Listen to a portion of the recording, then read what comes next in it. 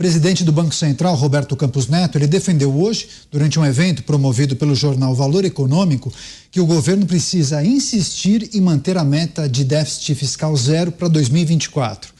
Campos Neto lembrou também que o Brasil, mesmo após a aprovação do arcabouço fiscal, terá gastos acima da média dos países emergentes. É importante lembrar que o governo federal decidiu manter a meta de zerar o rombo nas contas públicas no ano que vem, defendida pelo ministro da Fazenda, Fernando Haddad. Giro com os nossos comentaristas, começa essa rodada com o Cristiano Beraldo. Beraldo, Campos Neto tem um discurso muito alinhado com o ministro da Fazenda, Fernando Haddad, que outrora já foi chamado do petista mais tucano do PT. Mas para dar certo essa meta é preciso respeitar, naturalmente, o andamento do que prevê o arcabouço fiscal. Só que o que a gente pode esperar? Corte de gastos ou aumento de receitas? Aumentar receita significa o quê? Aumentar impostos? Caniato, veja só que situação interessante que a gente tem. De um lado, você tem Lula e todo o governo, ou quase todo o governo, formado por pessoas que já estiveram, muitas delas, no poder, outras estão chegando agora no poder e querem o resultado imediato. Existe todo um esforço para que a picanha e a cerveja cheguem à mesa dos brasileiros mais pobres, sobretudo. Só que, do outro lado, você tem o Haddad, que está com uma visão de mais longo prazo, porque o Haddad, ao que consta, é um sucessor natural do Lula.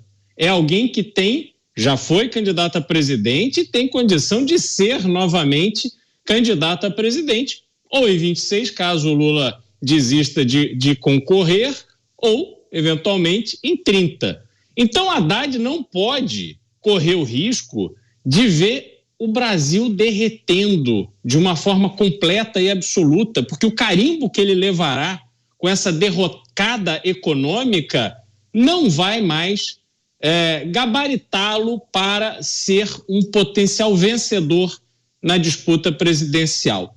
Então, Haddad não está efetivamente tendo um comportamento de um estadista, de alguém muito preocupado com o Brasil, mas sim um pensamento eleitoral, é um cálculo eleitoral. Ele se alinha ao que defende Roberto Campos Neto, porque Roberto Campos Neto defende o óbvio, o razoável, o necessário. E aí a gente vê toda uma força da política da esquerda brasileira querendo pegar este comportamento econômico responsável e jogar no lixo e fazer imperar a irresponsabilidade econômica no Brasil, imaginando, numa visão completamente medíocre, que é possível fazer tudo, que tem que trazer uma satisfação imediata e o futuro se vê depois. Não é assim que as coisas funcionam. Então, este alinhamento tem duas óticas diferentes, mas aconteceu agora. Tomara que prevaleça, ou o buraco que a gente vai se enfiar vai ser muito fundo e difícil da gente sair. Pois é, mais um giro com os nossos comentaristas. Roberto Mota. Mota, quando Campos Neto diz que o governo precisa insistir em zerar o déficit, parece que ele imagina o que virá pela frente. Ele está dando uma força para o ministro Fernando Haddad, que defende essa pauta, né? O Campos Neto é um técnico excepcional, é um estadista. São homens como ele que nos dão esperança de que o Brasil um dia vai achar o seu lugar em meio às nações mais desenvolvidas do mundo. Campos Neto é também um cavalheiro. Ele resistiu a uma saraivada de mísseis morais disparados pelo PT contra ele, para que ele saísse do Banco Central. Campos Neto resistiu a tudo isso com a maior elegância. A mesma elegância que ele usa agora para explicar a necessidade de uma meta fiscal. Ele tem razão, é um jogo de credibilidade. Mas, como se trata de um governo do PT, o jogo de credibilidade é um jogo perdido. Zé Maria Trindade, ontem você tinha falado que tratava-se de uma decisão política de Lula em apostar em Fernando Haddad. Mas espera aí, tem muita gente jogando contra, hein? Tem fogo amigo nessa história, hein, Zé? Pois é, uma disputa, Lula empatou ali, né? Porque ele jogou um pouco pro Rui Costa, que defende a gastança, o tal pai do PAC agora, né? Quer gastar dinheiro no PAC, quer investir em obras e acha que isso é governo que gasta sem arrecadar. E do outro lado está exatamente o Fernando Haddad, que recebe apoio do Congresso Nacional e podem apostar até de partidos de oposição. Alguns deputados dizem, a gente tem que pensar no Brasil. E o único capaz de enfrentar o Lula nessa onda de gastança é o Fernando Haddad, é o tipo de raciocínio. Isso repete um pouco, Daniel, o que aconteceu no primeiro governo Lula, naquela disputa de José Disseu, que era uma espécie de primeiro-ministro do governo, né? Querendo gastar, e o Palocci, não, nós vamos fazer superávit, e segurou bem a economia. Naquele momento ali, muita gente achou que no debate entre José Serra e Lula, eles se cumprimentaram no final. E alguns entenderam que no momento do cumprimento, eles deixaram as pastas, o programa de governo lá em cima da mesa, e na hora de ir embora, cada um pegou a pasta trocada. Aí os tucanos foram para o Congresso defender gastos, e o Palocci foi para o governo defender o tal do rigor fiscal, e superávit, e era muito criticado por isso, né? Agora está se repetindo, Casa Civil querendo gastar, e o Ministério da Fazenda dizendo, olha, não é bem assim. O Fernando Haddad, ele quer mesmo o rigor fiscal e tem um apoio no Congresso Nacional. E Lula, nessa última fala, dizendo, olha, não vou mandar ao Congresso pedido para mudar a LDO. Ele ainda pode, mas fica muito mais difícil, vai depender muito do Congresso para mudar isso. Essa posição do presidente do Banco Central, ela é importante porque ela explica de uma maneira mais didática de que a definição de taxa de juros não é um sonho do presidente do Banco Central e de diretores. Isso aí tem como base informações da própria economia, os fundamentos da economia, né? Então, o Campos Neto está com razão ao dizer que depende de pelo menos fingir que está defendendo o déficit zero. Agora, isso aí deixa claro o seguinte, muita gente até no PT está desconfiado que Lula não será candidato à reeleição. Mas a Janja garante que sim. Será? Você, Dantas, Campos Neto e Haddad, amigos para sempre? Não, nada disso. Assim, né? Minha opinião, né? Eu vejo isso aí como um grande teatro. O governo é um só. Aliás, essa dicotomia é uma coisa ali que o Lula tenta reproduzir, aquilo que aconteceu quase que espontaneamente no passado, como citou aqui o Zé Maria, né? Dirceu versus Palocci, etc. Aconteceu porque eram duas figuras políticas com liderança, duas figuras políticas que eram protagonistas e naturalmente começaram a se chocar, figuras inclusive nacionais. Lembrando que o Palocci foi até o coordenador, vamos dizer assim, da campanha ali, do caixa da campanha do Lula, da primeira campanha do Lula, né? E o Dirceu sempre foi um grande articulador político. O Palocci entendeu, como ministro da Fazenda, que era o articulador com o mercado, e o Dirceu era o articulador político. Aí eles acabaram entrando um em choque com o outro. O que está acontecendo agora é um pouquinho diferente, né? Primeiro porque nós temos ali o Rui Costa, ele é escudado ali pela Miriam Belchior, que é, vamos dizer assim, a grande figura oculta, né? Tá aí na Casa Civil. A Miriam Belchior chegou a ganhar aí o apelido de madrasta do PAC. A Dilma era a mãe, ela era a madrasta do PAC. Por quê? Porque ela sempre foi, vamos dizer assim, esse esteio. Ela esteve na elaboração, presente na elaboração. Ela é como se fosse a idealizadora do PAC. A Miriam, naturalmente, sabe a importância que o PAC tem, né? Que essa fórmula do PAC tem numa campanha eleitoral. E a gente tem eleição no ano que vem. Então, eles estão nessa tentativa aí de jogar com o mercado para ver se o mercado topa, precifica, né? E entuba esse risco fiscal que está presente. O risco fiscal é a grande equação para o ano que vem. Ano que vem vocês esperem, 2024 será vermelho como o PT, né? A situação das contas públicas, ela vai estourar, ela já está ruim e ela vai estourar. E aí qual é o remédio que o governo está vendo? Impostos, impostos e mais impostos. O que nós temos de agenda econômica são pautas arrecadatórias.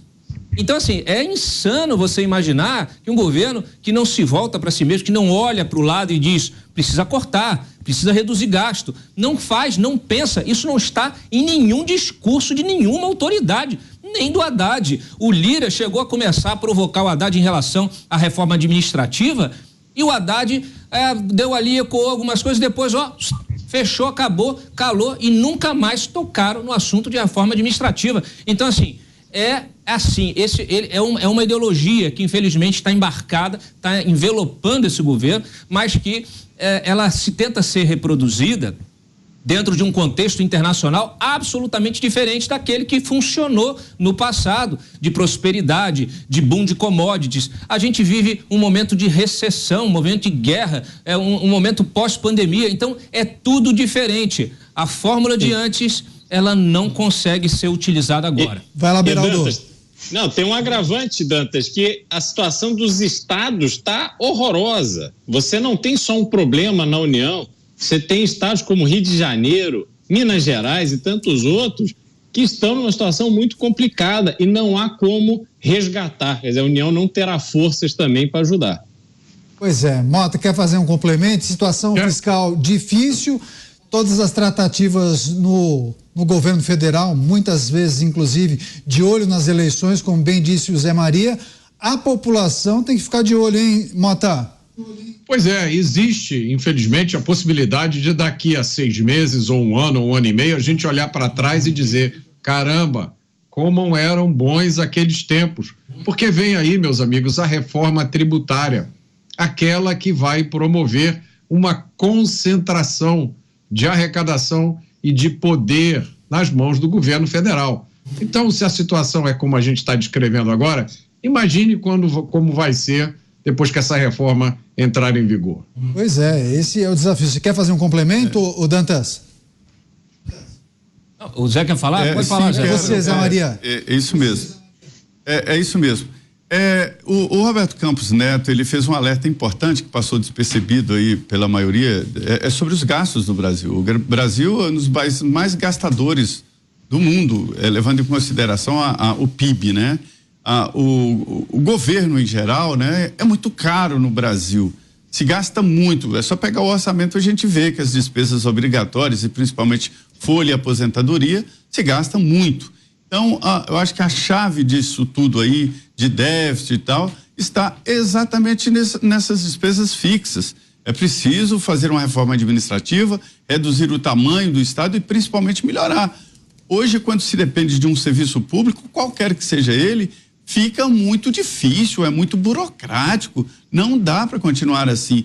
Eu fico constrangido ver o preço de se tirar uma carteira de motorista no Brasil. Olha, não vamos ser hipócritas. Eu, por exemplo, poderia pagar, mas muitos de classe média, pessoas que ganham pouco, não dá para tirar a carteira de motorista. E é um serviço público. Os Detrans são públicos, já cobram IPVA, por que cobram uma carteira tão cara? A carteira de motorista é uma autorização para dirigir. E várias taxas, serviços mal feitos, chega para qualquer serviço público, aquela dificuldade, a gente já tem até preguiça, e o preço disso é muito alto. Então é preciso sim fazer uma reforma administrativa para reduzir esse gasto com fixo, com a máquina e sobrar para investimentos. Antes de fechar esse assunto, acho que o Dantas tem um complemento a fazer antes de virar a página. Você, Daniel, Dantas. olha só. Olha só, eu me lembrei agora, você citou essa questão da dívida. Eu assisti a uma apresentação do Roberto Campos Neto, isso tem mais ou menos um mês, um almoço que aconteceu aqui em Brasília, e ele fez uma projeção de slides com a trajetória da dívida do Brasil, a dívida pública, justamente em função dos gastos que estão projetados no arcabouço, todo esse negócio. E assim, simplesmente, é como se fossem assim, duas linhas, o gasto no mundo inteiro, a média do gasto vai por aqui, e a do Brasil faz assim, ó. Ela se descola, e isso aumenta o risco fiscal lá em cima.